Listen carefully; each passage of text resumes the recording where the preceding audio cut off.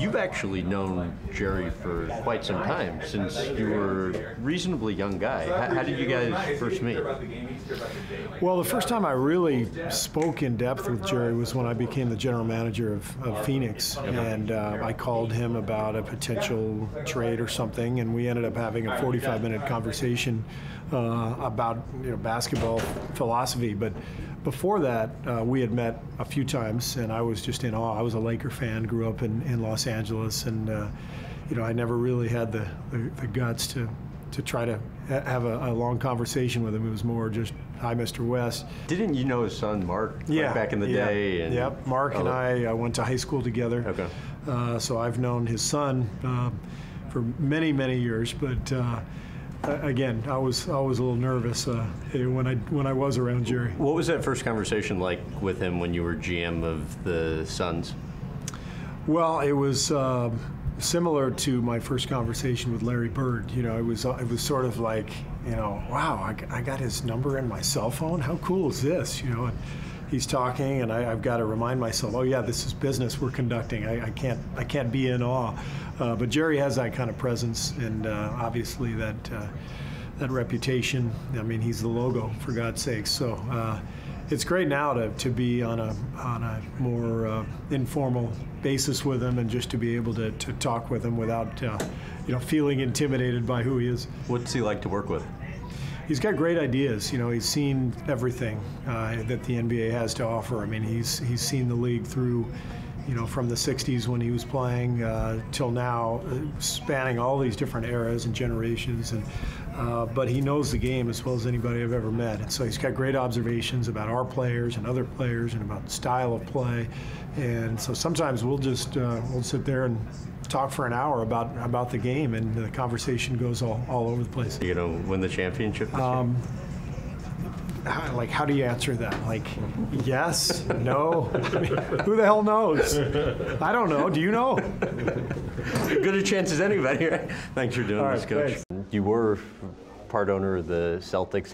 How did the idea come about to go after owning the Warriors? The Celtics was a chance to own a piece, anyway, of a team that I grew up admiring and following in the 60s. I'm pretty old. But really, I've lived here for over 30 years, and the chance to own and be the controlling owner of your local team was obviously too good to pass up. What made you think of getting Jerry West involved? Well, I did learn a lot about basketball in the NBA with the Celtics, 6 years in the ownership group there. But obviously, he has been involved for a lot longer than that, 5 decades. And has such an amazing wealth of knowledge and insights into every part of it, from the business side to the basketball side to the general manager side. How could you not want him involved? And what's a typical call or meeting that you have with Jerry entail? Well, now that's a very long answer. That could go on for a long time. That's what I hear. Jerry is, I love people that are opinionated. I tell that to all of our staff here. You better have an opinion. And I don't care if I agree or disagree, that's not the point. But Jerry has opinions. Jerry has a lot of experience. He's not always right, he's not always wrong. You do need to listen, though. He is, he does react to things, so he'll call me. I talk to Jerry sometimes every day. Okay. During the season. Sometimes it might go a week. But if he has something on his mind, he's going to call and we're going to talk about it. And, we just sort of share opinions, and he has helped change my mind on a number of things. How about the best piece of advice he's ever given? Best piece of advice. I get, from a basketball perspective, the one thing that always sticks in my head is he mentions the terms versatility. Versatility. When you have players on a team, you want them to be versatile. From a business perspective, I think Jerry shares a very similar viewpoint to Peter and to myself, which is to be the very, very best in everything we do and settle for nothing less. I'm almost relentless, if you will, a relentless pursuit of excellence. And Jerry West really does embody a relentless pursuit of excellence. He cannot stand failure. He cannot stand people that don't try hard. He is just, he just can't stand to lose. And I remember in your book you talk about how the pre-game shoot-around came, or the morning shoot-around came about. Right. Well, there's actually a kind of funny story, and he announced to our squad that he was going to do that. And Will Chamberlain said to him, he says, so we're going to have shoot around. Would you rather have me to show up, shoot around, or the game? It was pretty funny, to be honest. How do you go about evaluating talent? Well, for me, I think the one thing that I pay attention to, I've always felt that prospects, when you see them play, I'd like to see them play their worst game instead of their best game. Okay. When they have their best game, it's easy to say, oh, this guy's going to be great, but how does he react when he's not shooting the ball very well? How does he react when he's got some fouls? How does he react if he's not contributing to his team's success? Watching him on the bench, how does he conduct himself on the bench? How does he conduct himself with a coach? And I just don't like to see.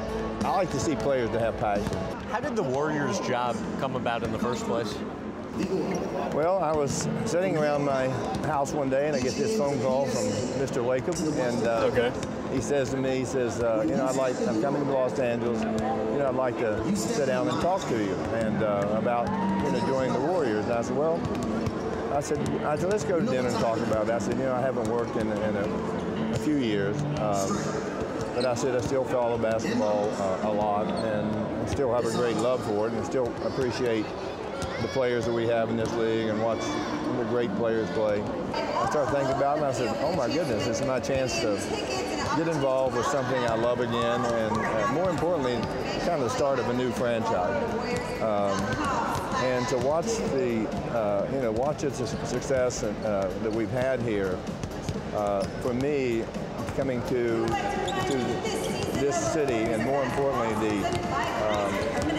importantly, the fans here, it was a great opportunity. But the opportunity I felt most enticed by was the challenge of trying to help with our other people in a completely different capacity than I've ever been in before, to help make a difference in the direction the team was going. You miss being out there ever? Oh, yes.